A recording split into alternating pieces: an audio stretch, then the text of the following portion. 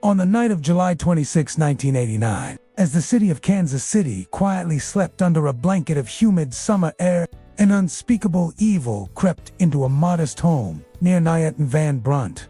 Inside, the Cox family had gone to bed as usual, vibrant. For a moment, there was hope, but then the case took a devastating turn. They spoke to Fawn's family often, revisiting old leads, collecting new DNA samples from previous suspects. Instead, it allowed experts to compare the suspect's DNA to that of relatives in public genealogical databases, building a family tree backward to identify possible suspects. And then, finally, one name rose to the top.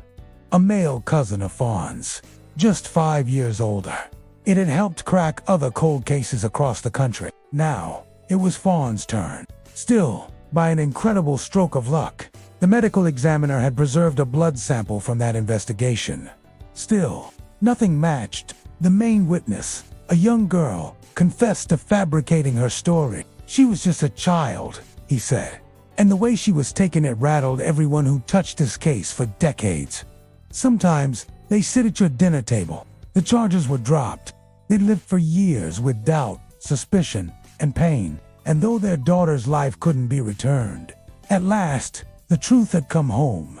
The suspects walked free. Captain Caldwell hopes one day such testing can be made more accessible. Perhaps through dedicated funding or public support. There are families out there, still waiting, he said, still waking up with questions. And the case went cold.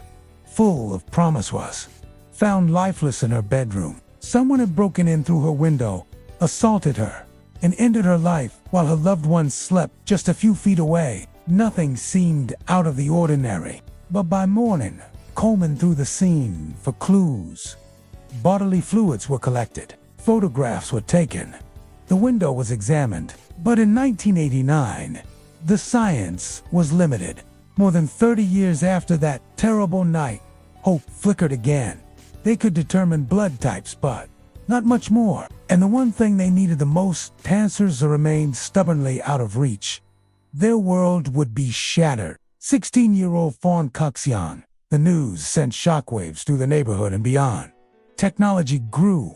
In the early 2000s, the crime lab was able to extract a DNA profile from the biological evidence stored all those years ago. The unknown profile was uploaded to the National Criminal Database, CODIS, in hopes of finding a match. How could something so brutal happen in such an ordinary home, in such a quiet neighborhood? Detectives arrived quickly. 2 teenage boys were eventually arrested and charged. But it never left the minds of the detectives who had worked it. And it never left the hearts of Fawn's grieving parents. As years passed, nothing. Investigators kept the case alive. Then, with it came manpower, funding, and cutting-edge resources. It was the perfect moment to try something new: genealogical DNA testing. In 2020, Kansas City became one of several cities to receive federal assistance under Operation Legend, an initiative focused on solving violent crime. This technology didn't rely on finding a match in a criminal database. The process was painstaking. Names emerged. Family branches twisted and wound. There was one complication: he had died in 2006.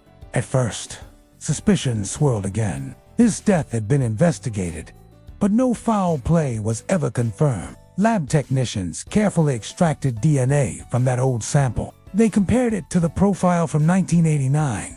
It was a perfect match. After 3 decades, detectives stood before Fawn's parents and told them what they had waited half their lives to hear. They had found her killer. Their faces carried a mix of emotions: grief, shock, and finally, release.